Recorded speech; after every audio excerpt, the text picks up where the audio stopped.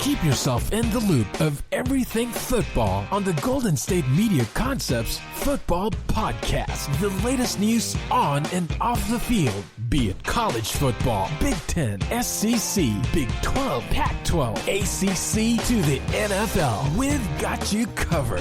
Listen to the Golden State Media Concepts Football Podcast.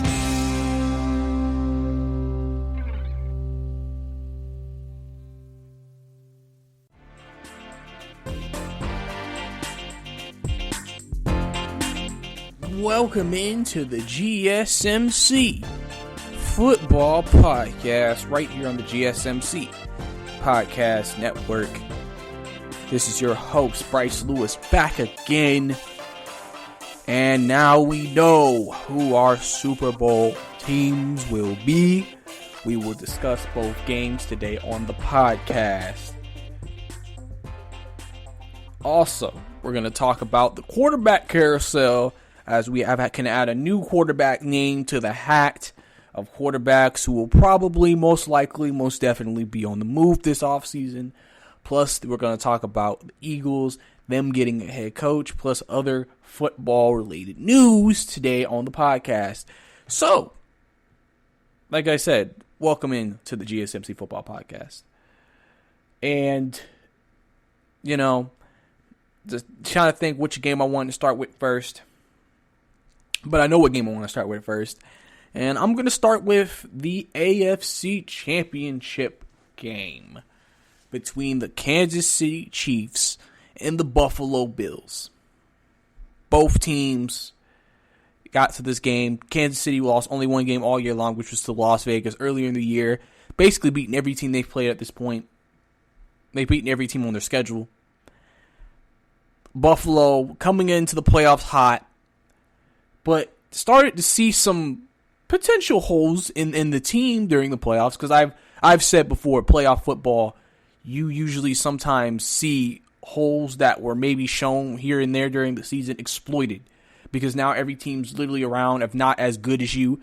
Plus, then on top of that, the game plans, especially if you've seen a team before earlier in the season, can be exploited. So, they both got to the AFC Championship game. And honestly, you thought early Buffalo was up 9-0, thinking, okay, Buffalo has this game pretty much under control. Looks like, if anything, it's going to be a competitive game all the way to the end. Both teams seem, put their best out there, and then by the end of the game, Kansas City run away with it. Kansas City just seemed like and looked like the better team today. Patrick Mahomes came back from that concussion and played very well in this game. And overall, it was just a great performance for Kansas City.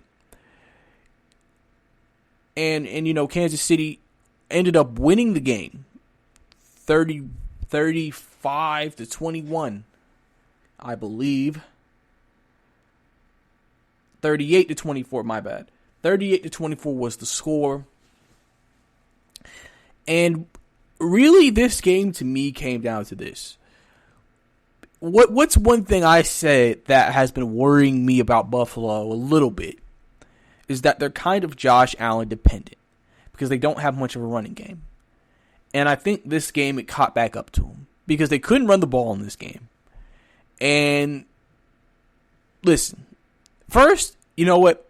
I got to give a huge shout out to Steve Spagnuolo, because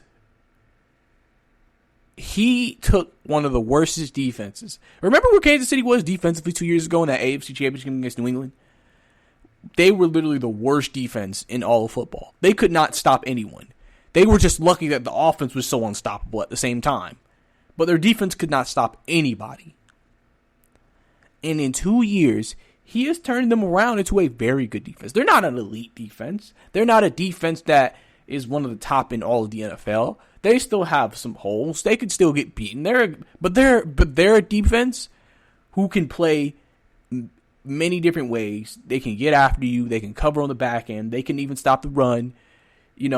It's not, like I said, a perfect defense, but it's a good enough defense. And he's transformed this defense into one of the best defenses in the NFL. And you saw it in this game. After going up 9-0, the Bills offensively struggled most of the game. And, you know, when you have the type of offense that you have with Patrick Mahomes, and then you can incorporate that with a good defense, you see why Kansas City was the favorite to start the year, the favorite throughout the season, why they went 15-1, why they're in the Super Bowl now. Where if Kansas City didn't play that well, or Patrick Mahomes was off, defensively they were good enough to keep them in games. And so, congratulations to Steve and getting that defense to where they are today. And, you know, in this game, you know, that after those first couple of possessions, Kansas City really got their offense going. One of the plays that have been really big this playoffs for them has been the reverse to Mecole Hardman, former Georgia wide receiver, the human highlight stick, joystick, whatever you like to call him. And he's been big. He's been killing teams on that reverse. And that's been a big play for that offense. And, you know, we know Travis Kelce, one of the best tight ends, remember, led the league in receiving yards till the last week of the season. I mean, he's had an absolutely amazing season. Tyreek Hill is still probably one of the most dangerous receivers in space in the NFL in general. You know, Kansas City is just a really, really, you could say, a complete team. And then the thing is that we don't think about this. And their starting running back, Clyde Edwards-Helaire, didn't even play in this game. But they could run the football too. I think a lot of people forget that. Clyde Edwards-Helaire has had some big running games this year. And he hasn't even played in the playoffs so far. And he should be back for the Super Bowl, I'm expecting. But now that he's back, they'll be at full strength. Like I said, this is probably a very complete football team. And so they deservedly so deserved. They played the best. They played, honestly, you could say these last two playoff games when Mahomes has played, the Chiefs have played some of their best football they've played all year. Because remember, people were concerned a lot of one-score games. They didn't look as fluid, as efficient. You know, they didn't look as dominating as they did the year before. And then the playoffs, they look like a more dominating team. And so you clearly can see, you know, that time off really helped them. Getting healthy really helped them. And they're clicking all cylinders now, going into the Super Bowl. And then let me talk about the Bills for a second, because like I've said, I feel like they became very reliant on Josh Allen. I think, you know, the Bills come into this game, listen, they haven't been in this position in almost over 2 decades where they were in a Super Bowl position or in the AFC Championship game. And, you know, the Bills are a young team. They've gotten experience. Josh Allen, this is a growing experience for him. You know, like I said, defensively, they weren't as good as they were last year. And I feel like this is one of the games where their defense kind of let them down a bit. You watch this game, the Bills kind of, at times, look lifeless. They didn't look as, I guess, motivated as, you know, how you would think a team would come out for a big game like this, especially the AFC Championship game.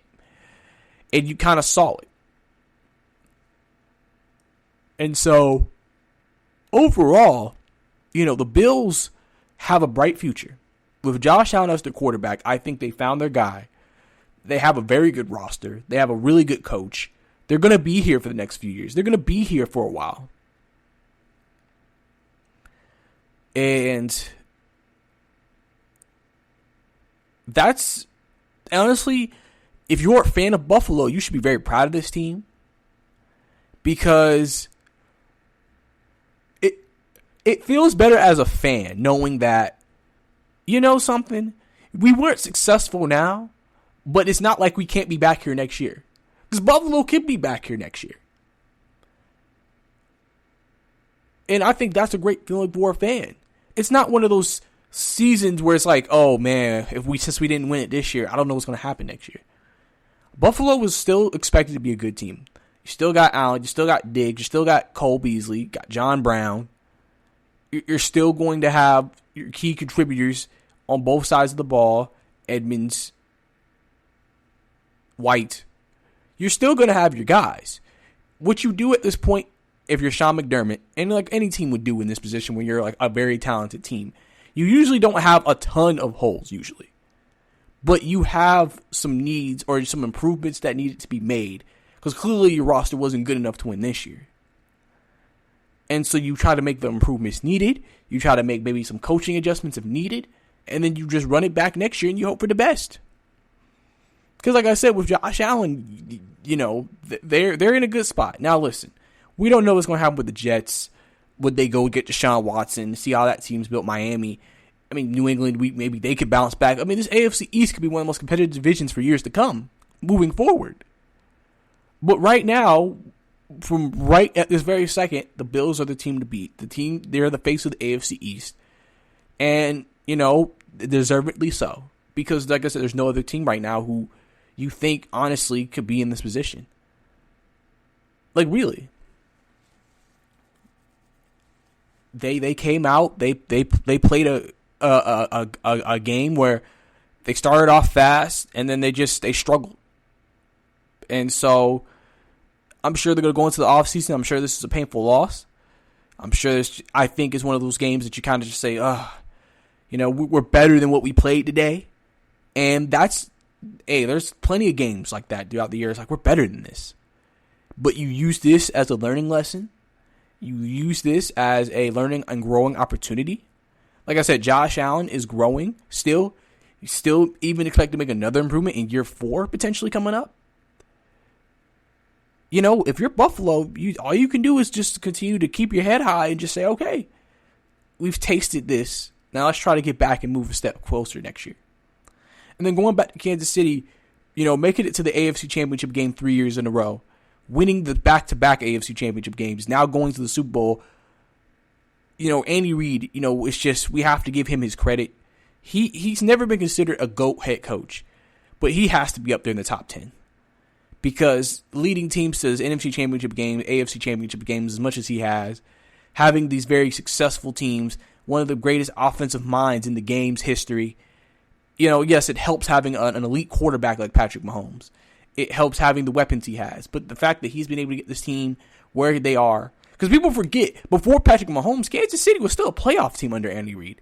They were still making playoffs, divisional rounds. They did that with Alex Smith. So it's not like Andy Reid never had success before Mahomes. It's just Mahomes was the guy who truly took it over the top for him. Got him his first Super Bowl last year. And now the defending champs are going to be able to go back and defend their championship. You know, and you know Kansas City's going to come out ready. They get 2 weeks to prepare because, you know, before Super Bowl you get the 1 week because, you know, Senior Bowl, Pro Bowl, and then you have the Super Bowl. And so I expect, you know, Kansas City to be ready for the Super Bowl. And they're they're early favorites at 3.5 right now. They're 3.5 favorites right now. So clearly, Vegas says, listen, they're defending champs. They have one of the best, if not the best quarterback in the game, one of the best offensive minds, 2 weeks to prepare. Why would we sit here and say they shouldn't be the favorite? But overall, Kansas City just played the game they need to play. They played well on both sides of the ball, and you really just saw, you know, how complete this team was today. So congratulations to the Kansas City Chiefs for making it back to the Super Bowl for the second year in a row. It'll be exciting to see them play in 2 weeks. But that's all the time we have here for this segment. Coming up next, we're going to get into the NFC Championship game and talk about who advanced from that game and my thoughts. So stay tuned right here on the GSMC Football Podcast.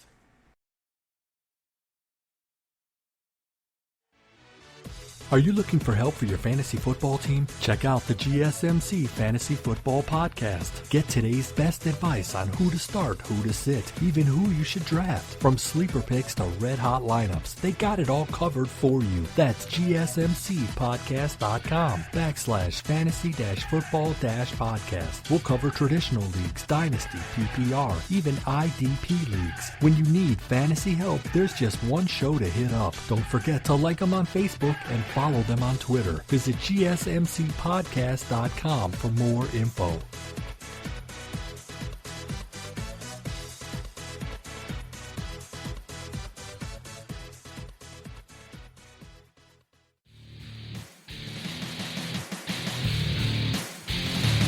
welcome back to the GSMC Football Podcast. Last segment, we discussed the Kansas City Chiefs defeating the Buffalo Bills 38-24 to advance to their second straight Super Bowl and winning the AFC Championship game for the second straight year in a row behind another great performance by Patrick Mahomes. But like I said, giving a lot of credit to that Kansas City defense because they played really well after going down 9-0 and really basically shutting out Buffalo till the fourth quarter and putting a handle on what was considered one of the best passing offenses, especially in the NFL this year, in Josh Allen. But now we have to switch gears to the other game in the NFC, where you had the Tampa Bay Buccaneers go up to Lambeau Field to play the Green Bay Packers. And I think this game overall, it didn't. I don't know if this game surprised people, but I think what happened in this game is that you saw that, again, to me, it was the defense of Tampa Bay that we need to be giving credit to. Because, listen, hear me out. Hear me out. Tampa Bay won the game 31-26. But there was a key stretch in this game where Brady had threw 3 interceptions in 7 pass attempts in the third to fourth quarter. It was late third, early fourth, where he did that. And it was a 1-possession game for the Packers. And the Tampa Bay defense rose up all those times after turnovers to keep Green Bay. I think they even get first downs after 2 of them. And that ultimately, to me, is what won the game for Tampa Bay. Because, listen, we can sit here and say Brady's the greatest of all time. Brady's great. Brady this. He had 3 touchdowns. Like, listen, I get it. Brady is one of the best quarterbacks we've ever seen play this game.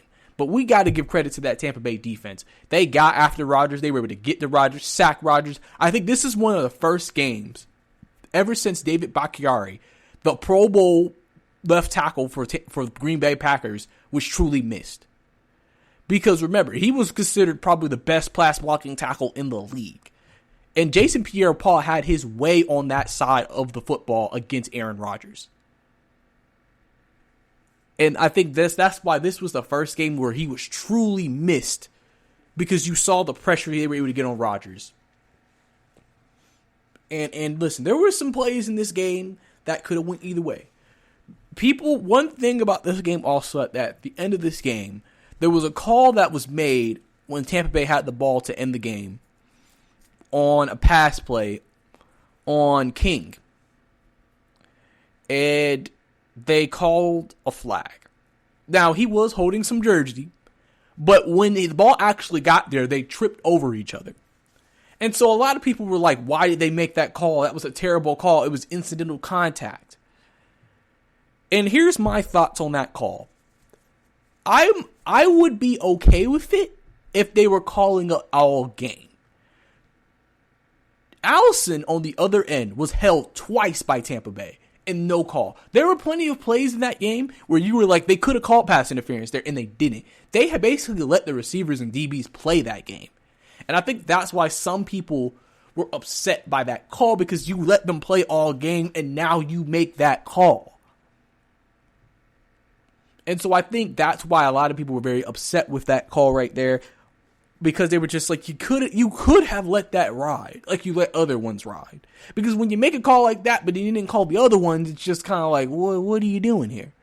Because usually we think referees prefer to swallow the whistle later in games, because they do want those games to be determined by the players. And then maybe first quarter, early in the game, let's make that call.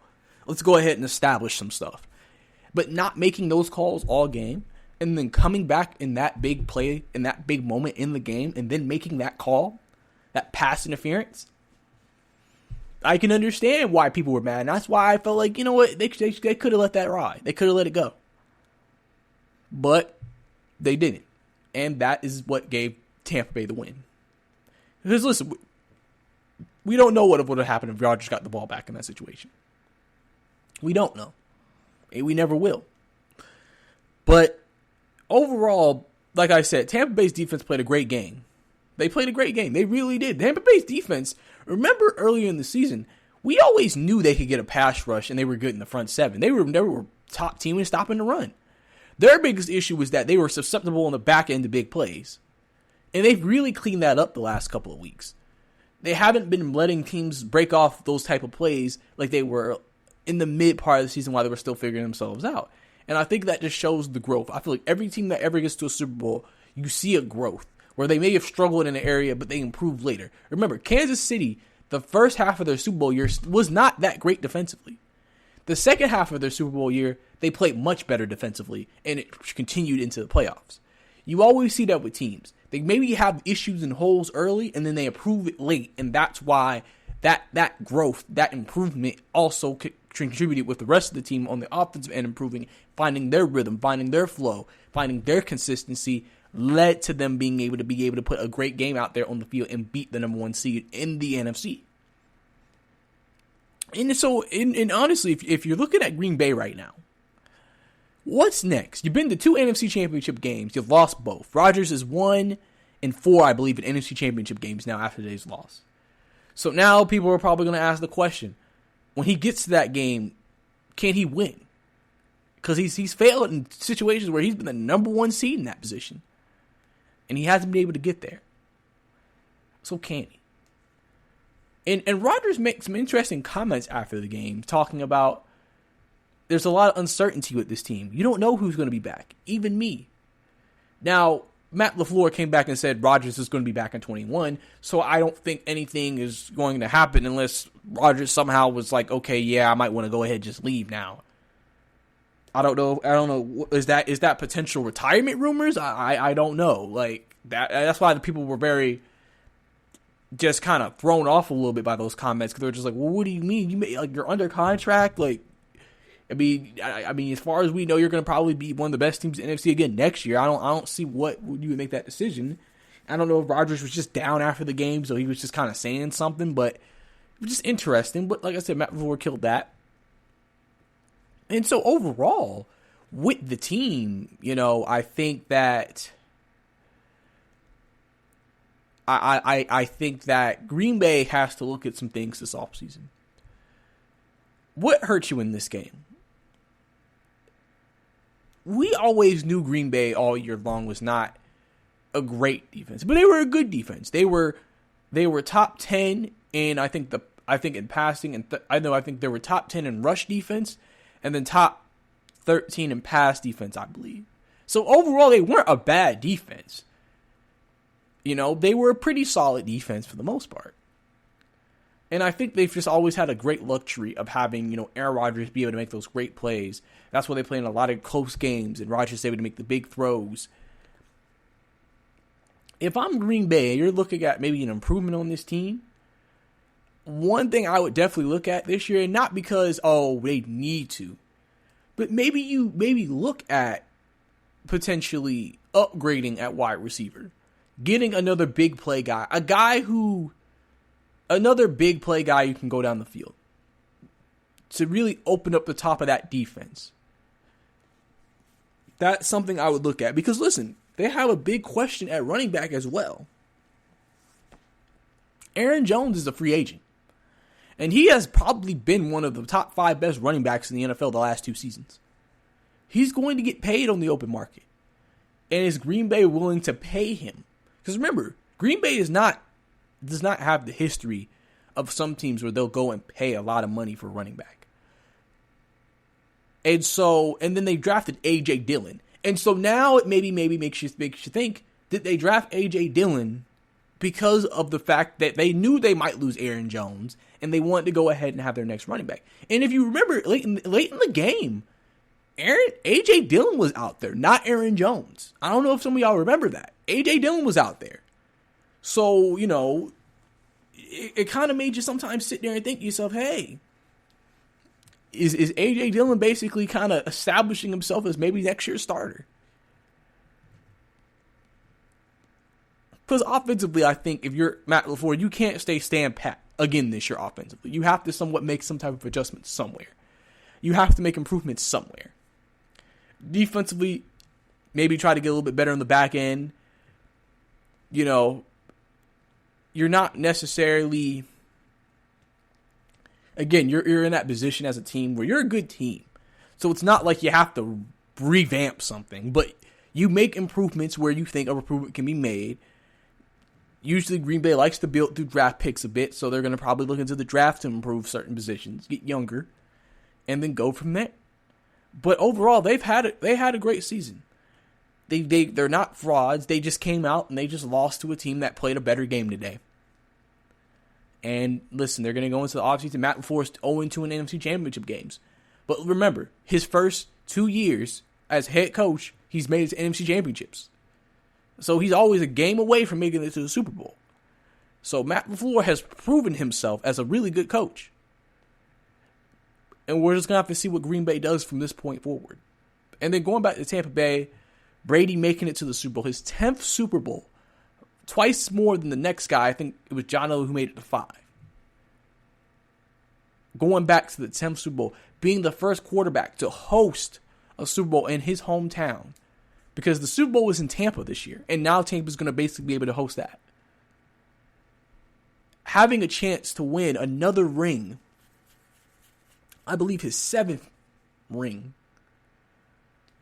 his first with another team, his first year in Tampa Bay, doing all of that, and now getting to that point, it's absolutely fantastic. It's absolutely great, and he deserves it. He deserves it. You know, listen, if you know me about Tom Brady, I'm probably someone who will root against Tom Brady almost every single time against any team. I don't want to see Tom Brady win again. But at the same time, I know he's one of the greatest quarterbacks we've ever seen. I know this is history. I respect the man. I you know, he is the almost, you can say, one of the perfect quarterbacks to ever play. One of the closest to perfect quarterbacks to ever play this game. 43 touchdowns. Still showing off. Still being great. I can't disrespect that. All that is, I can only give him straight respect for that. And so, you know, hey, Tom Brady now is going to go against Patrick Mahomes. Brady, Mahomes, 5. They're 2-2 against each other. I can't wait to see what happens between that. That's probably the perfect situation the NFL wanted. 2 of the biggest quarterback names in all of football playing in the Super Bowl. Even though it was during COVID. And yeah, they probably wish they could maximize the crowd and everything like that. The fact that they were able to get this game, they were probably definitely expecting ratings to be very high. As it should, and I expect this game to be a great game on February 7th. But that's all the time we have here for this segment. Coming up next, we're going to get into some quarterback news as we have more quarterback news going on in the league. So we're going to get to that. So stay tuned right here.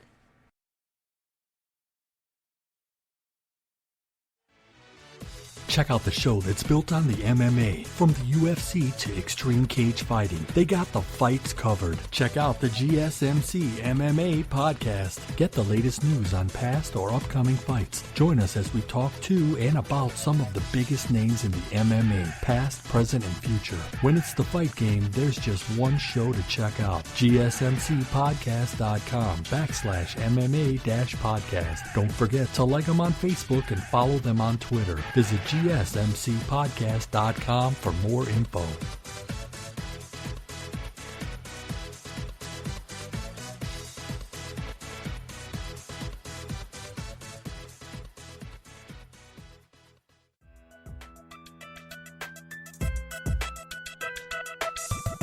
Welcome back to the GSMC Football Podcast. Last segment, we recap the NFC Championship game as the Tampa Bay Buccaneers defeated the Green Bay Packers 31-26 to advance to the Super Bowl. Tom Brady's 10th in his career, as now we're getting a Brady Mahomes Super Bowl. You know, very excited for this game. Honestly, just it's crazy sometimes to reflect on the journey of being here, with COVID and everything. It just kind of makes you sit here and say, man, we really got this entire NFL season. We're really about to crown ourselves a champion. And storylines and quarterback name value in this game, like Tampa Bay being the first team to play in their home Super Bowl, like it's honestly just so much into this game, so much during this entire year, and it's just glad that we could have this culmination in Tampa Bay. It feels fitting. It feels very fitting, and so very excited for that game. Now, remember, the Super Bowl isn't next Sunday. It's the next Sunday after next Sunday. Remember, next weekend is the Pro Bowl, virtual Pro Bowl. And then they also have the Senior Bowl Saturday if you're a football, junkie and wants to look at the latest, the new guys, coming into the NFL this year, getting some, because this is one of the few games they're going to have to be able to make an impression on scouts live because there's no combine this year. So, and I don't know if they're going to do pro days. I'm assuming they're going to still do pro days, but at least from a combine perspective, that won't happen this year. But now we got to get into some quarterback news, and we got to get into the first this story that broke a couple of days ago. As Matthew Stafford and Detroit have agreed to go their separate ways. No, he wasn't released. He wasn't cut, and he hasn't been traded. But basically, they have talked and they have agreed that they are going to look for a new place for Matthew Stafford to go. Matthew Stafford wants to go to a new place, and now we have people wondering, where is Matthew Stafford going to end up? We've been hearing rumors that some people thought after everything that's happened in Detroit, it may be time for Matthew Stafford to leave. Matthew Stafford's only 32 years of age, so he's still very young in terms of quarterback years. Still has plenty of talent. And listen, we can sit here and say Detroit, the history of their franchise has never had great teams. They've never had great personnel, and that's one thing that's always kept Matthew Stafford from sometimes maybe reaching that next pinnacle of being considered one of the best quarterbacks in the league. But listen, this offseason is going to be a huge quarterback carousel. There are so many teams that we know that are looking for quarterbacks, guys they think can take them over the top. We have guys looking for their next guy. And so Matthew Stafford is the guy that teams are going to look at and say, if we get him, with our roster, we think we can be competitive. Now let's talk about some of the teams and my thoughts on each team with Matthew Stafford. So first team that automatically came to mind when I thought about Matthew Stafford leaving was New England. That's been a name that's been connected to him. We know the Patriots are in the market for a quarterback. They need a quarterback. And I'm going to say this about New England. I know they didn't have a great record statistically, but I don't think New England is as bad as people think they are. They had like 6-7 players opt out on defense, and they were still one of the better defenses in the league this year. Most of their issues are on the offensive end. Lack of a quarterback, lack of a running game, lack of weapons. If you're New England, you pretty much know what your offseason needs to be if you want to be competitive next year. Because, one thing I've always been able to say about New England is that with Brady there, even though you may have solved some needs, New England still was able to kind of just plug players in places, go after potentially other players, cut some guys, and still be competitive because Brady was there. They still had the main core there, and they were able to be successful. This year is the first year I think they really have to go out of their way and get their needs. Because there's been years New England's had needs, and they really didn't aggressively address them. This is a year where if Belichick wants to have a winning year, he has to address those needs. And the first place to start is to get a quarterback. And I think he and Bill Belichick would be a very good fit. Because really, if you bring in Matthew Stafford, if you're Bill Belichick, and then you bring in, some better weapons, some wide receivers, I think what's going to happen is you're going to definitely reach that next step if you're Bill Belichick in that team. Because you're not a team that's just like, oh, we have no talent. You're a talented team, opt-outs, injuries, and just lack of consistency. You get Matthew Stafford, you got your guy. We've seen in this league, if you get the quarterback, you can just upgrade around him a little bit, especially in New England. You may be now back in the playoff race again next year. So I think New England was a first fit. and overall. So I think Matthew Stafford would be a good fit in New England. Another team that I thought of when I thought of Matthew Stafford was the 49ers. We know the 49ers have basically been reported. If they can find somebody than Jimmy Garoppolo, they will not hesitate to move off. And so, potentially, that could be a place he could go. Kyle Shanahan, great offensive mind.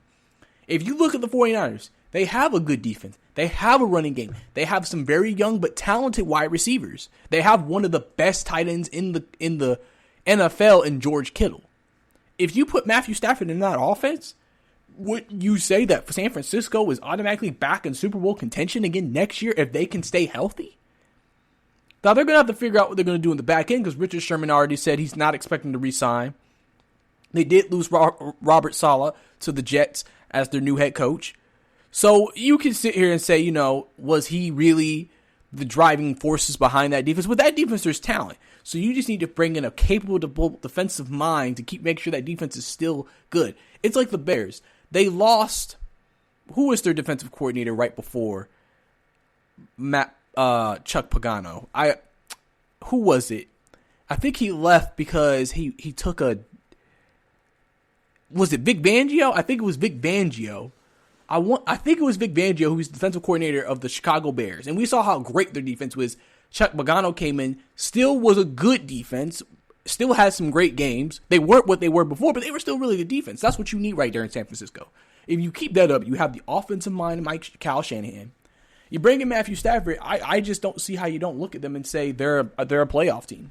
And they're a team that can compete.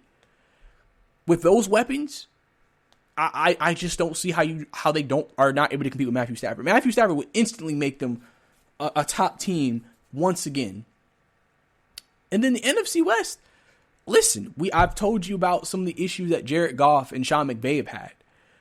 You know, Russell Wilson, we know what Seattle's issues are. They can't protect Russell Wilson. And they still have some improvements to make in the running game. And Arizona is just wildly inconsistent. So this division can still be very wide open. Extremely wide open. So I think overall we have to look at the situation and think to ourselves that for the most part, that would be another great fit for Matthew Stafford. And then some people wondered, would potentially the Jets get involved in that situation? Would they potentially maybe sit here and say, what if we traded Matthew Stafford for Sam Darnold and gave up a first? Maybe Detroit would be willing to take a deal. They would still get a guy who was good. They would still not have to give up as much as if they would have to give up for Deshaun Watson. Matthew Stafford's contract maybe isn't as massive as Deshaun Watson's. Maybe for that reason, the Jets could go there. For me, I don't see that happening with the Jets.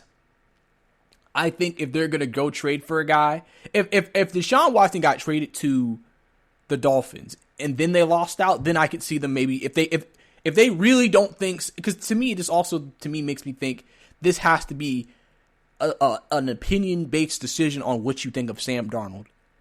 Because you can't tell him, hey, we're going to try for trade for two other quarterbacks, but you're our guy. Like, you can't do that. Deshaun, you may sit there and say, okay, I understand that. Matthew Stafford, you may sit there and say, you must really not like just a Sam Darnold if you're trying to make that trade for Matthew Stafford. So I don't see it, but I understand why it's being brought up and why that is potential. And then another team is the Washington football team. They're looking for a quarterback. You know, the Washington football team is really thinks that they are a quarterback away and a couple of upgrades from being a legitimate contender in the NFC. Because they have one of the best front sevens. They have an up-and-coming running back. They have a really good receiver in Terry McLaurin. Logan Thomas looks like an emerging tight end. Like, they feel like with all these pieces, we really could be one of the best teams in the NFC in a year if we just get the right quarterback. And like I said, Alex Smith is a guy who, he can win you games. Alex Smith can win you games. So he's not a bad quarterback by any stretch of the imagination. But Matthew Stafford gives you that down threat. His talent is what has always been most attractive about Matthew Stafford. He has a lot of talent at quarterback. He can throw from every angle, can throw all over the field, can make every throw. So you feel like with that, it opens up the offense so much more if you're the Washington football team. And I'm sure Ron Rivera, again, they're not low enough to really get a guy. I've said that I think this may be a year where you may see late first round picks, potentially second round picks, potentially starting week 1 at quarterback for certain teams. Because it just feels like there's so many teams that want or think a quarterback is going to be what they need to get over the top. And usually you're going to have more confidence in a guy like a Matthew Stafford or Deshaun Watson who's played than a guy who comes out of college, because you got to hope he develops, hope he's able to make that transition, et cetera, et cetera. So, that's a big question. And, listen, other quarterbacks who could potentially be on the market, we haven't heard about Matt Ryan. Matt Ryan is somebody who could be on the market because we don't know what the Falcons are going to do with him. Clearly, Jimmy G, if the 49ers do move on, he'll be on the market. There's a lot of quarterbacks who are going to be out there. But Matthew Stafford right now is probably, outside of Deshaun Watson, the most intriguing and best option that a lot of teams are going to look at. This could be a big situation of just, we're going to see what happens with Deshaun first, and then go after Matt. Now, listen, we've heard Deshaun Watson has a list of teams, which I'm going to get into next segment. But, maybe if you're not on that list, you say, hey, maybe we should be an aggressor for Matthew Stafford. And the fact that this is a mutual decision where both sides have said, okay, we're going to move on, I think Detroit's going to try to do right by Matthew. They're not going to just say, hey, we're going to give you to some terrible team because we want you to be bad. I think they're going to legitimately try to find the best offer for them, but they're also going to find a situation that they feel like Matt can be successful. And usually in these situations, since Detroit is an NFC team, sometimes they'll probably want to move him over maybe to an AFC team. So you don't have to play him for about 2, 3, 4 years potentially. So that's always a possibility as well. So it's going to be interesting to see what happens with Matthew Stafford this offseason, where he ends up as he's on the market. And we'll see which team is willing to go and pull the trigger for him. But that's all the time we have here for this segment. Coming up next, we got some Deshaun Watson news on his list of teams, and also who they potentially might hire and how it won't change the fact that Deshaun Watson looks like he's played his last snap in Houston. So stay tuned right here on the GSMC Football Podcast.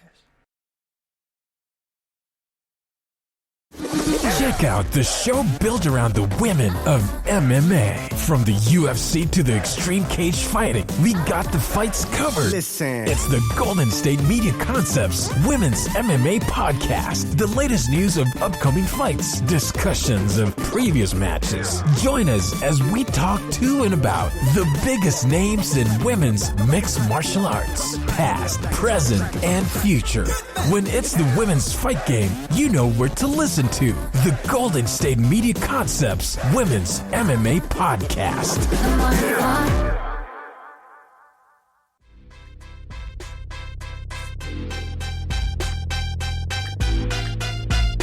Welcome back to the GSMC Football Podcast. Last segment, we discussed Matthew Stafford, a couple of teams he could potentially go to, since him and the Detroit Lions have agreed to a mutual parting, as Detroit will now start to look for other opportunities and teams for him to go to. And Matthew Stafford will just be waiting around to see where he might end up. Like I said, I named a few teams that potentially could be in the Matthew Stafford hat. As Matthew Stafford, as much as people don't realize it, is a very talented quarterback, still 32. I think, we know Detroit has not given him sometimes the best teams. And so now think about him going to a really good team with his type of ability. Matthew Stafford could instantly be in the playoffs next year competing for a championship if he goes to the right organization. So it'll be very interesting to see where he ends up at the end of the day. And I think, everybody's going to be intrigued to see what Detroit does. And now we got to switch to the other quarterback we've talked about a lot this offseason, Deshaun Watson, as he has now officially given his top 2 teams for who he wants to go to. And it isn't Miami, even though we heard that was the first team he wanted to go to. now that the Jets have hired Robert Saleh from the 49ers, that is now the Jets are Deshaun Watson's most favorite destination to play for because he wants to play for Robert Saleh. And so now a lot of people were very shocked. Why would Deshaun Watson want to play for the Jets? It's the Jets. Isn't he just going through the same situation he would be in Houston? It's them. And what this move signaled to me is that Deshaun Watson first, yes, winning is important, clearly. But I feel like in sports, I truly feel like some players feel like he probably feels like under Robert Saleh's leadership, the Jets can be turned around. And he feels like he can be a big part of it. That's why he's not afraid to go to the Jets. He's not afraid to join it because he doesn't probably believe if he went there, they would be a bad team. That's one of the first reasons. Also, he shows that he clearly cares about culture and he cares about, the social injustice, and he cares about the organization. Because think about Houston. What is the issue with Houston? Houston has not always been honest with him. Houston has somewhat, even you could say, lied to him. They have not always been strong on social stances. All of those things affected why Deshaun Watson left. They made moves that were not for the benefit of Deshaun Watson. And he wants an organization who will sit there and actually care for the player, listen to the player, and do what's right for the players. And he truly thinks that with Robert Saleh in New York, the Jets would do that. And that's why he's not afraid to go there. But and the thing about when it comes to a list of favorite teams, does that mean that, it basically all it means is that if the Jets and Miami both offer a very good package to the Houston Texans, Deshaun Watson would prefer to go to the Jets. But it doesn't mean Miami's out of the picture by any stretch of the imagination. Because listen, if the Jets don't pursue it that hard or don't give an offer that's good to the Houston Texans, but Miami does, it's not like Deshaun Watson's going to be mad and say, oh, I got to play for Miami. It just means if he had two teams and the Jets just said pick a team, not the Jets, but the Texans said pick a team, he's going to pick the Jets. And so, to me, it's going to be interesting. Now, there was a report coming out that Houston is actually very high on Tua. So some people are thinking that they still may prefer, if there was a good deal from Miami on the table, a Miami trade because of Tua more than a Jets trade. Because that's the thing with that trade. You would assume if the Jets traded for Deshaun Watson, Sam Darnold would be in that deal as well. Because again, what are you going to do with Sam Darnold? You're not just going to keep him on the roster. Unless the Jets feel like we can acquire a Deshaun Watson, see the compensation we have to give up, then maybe try to acquire some picks back when we try to trade Sam Darnold. They could do that. And then also, they've been reported that it doesn't matter at this point who Houston hires. Because remember, he wanted Robert Saleh. He wanted Eric Bellamy. Now, like I said, it's to a point where basically they've said, Deshaun, it doesn't matter who Houston hires. It doesn't matter at this point if it's Eric Bellamy. He's not coming back to Houston. He's done with Houston. And so some people are wondering, is Houston doing this, having Leslie Frazier, having Eric Bellamy as their finalists to appease Deshaun Watson?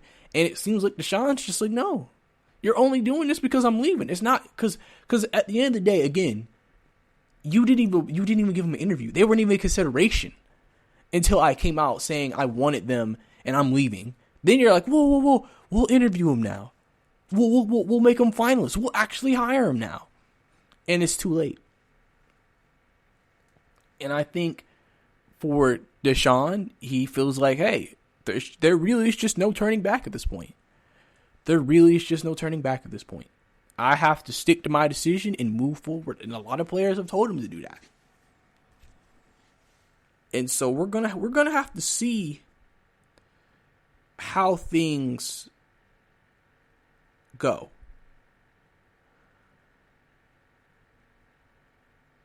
Because Deshaun Watson's in a place where he has power. He has leverage. Not everybody can say they have that.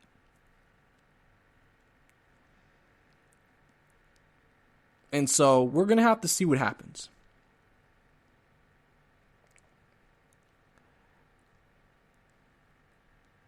We're just going to have to see how everything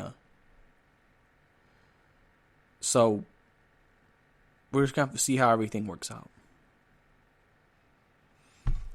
But also, I got to talk about the Eagles head coach.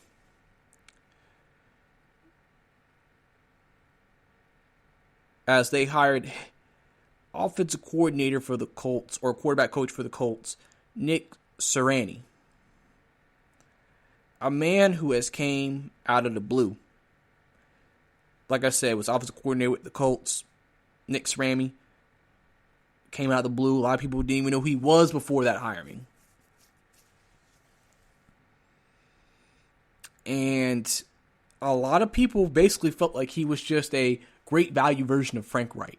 Because we all looked at, Frank Reich was the reason why the Colts were so great under Doug Peterson. And they're also going to be losing Deuce Staley, who has been with the Eagles for a while. And let me tell you a little bit about that situation. Because Deuce Staley was a candidate for the head coaching job. And a lot of players vocally and privately spoke up for him. And the Eagles still went in another direction. And a lot of people feel like, because of how things ended with Doug Peterson, and this is my opinion actually, because of how things ended with Doug Peterson wanted power, he wanted some control, he wanted, I'm a Super Bowl winning coach, I think I can make my own decisions, and he felt like he didn't get that. And so I felt like the management, especially with him and the head GM not getting along, I feel like Eagles management kind of wanted a coach that kind of was going to, I don't want to say it, just be basically listen to them. Because a lot of people look at this hire and think, why are we hiring him? I mean, listen, there are a lot of coaches and a lot of teams are going young in this league with head coach. But a lot of people are really wondering, why did the Eagles hire him? And people think it's because it's the same thing they say about Jason Garrett. Why he stayed with Jerry Jones for so long in Cowboys, because he's not going to fight Jerry Jones. What Jerry wants, he's going to get. Jerry Jones doesn't want a guy who's going to clash with him like Jimmy Johnson. And that's why he's never really tried to have a coach like that. And they think that's what the Eagles are doing here. You can pretty much control him. Now, we don't know if that's legitimately what's going to happen. I don't know about the actual inner workings of it, so this isn't, confirmed. But that is something that a lot of people hear, and that's something I think you have to take into consideration. And you had Deuce Staley there, a man who commands the room, respected by a lot of players. A lot of people feel like he should be upgraded to head coach. And then for them to say, no, we're going to go with a completely unknown person. A person, because usually you would think, hey, you're kind of hearing a person's name a bit.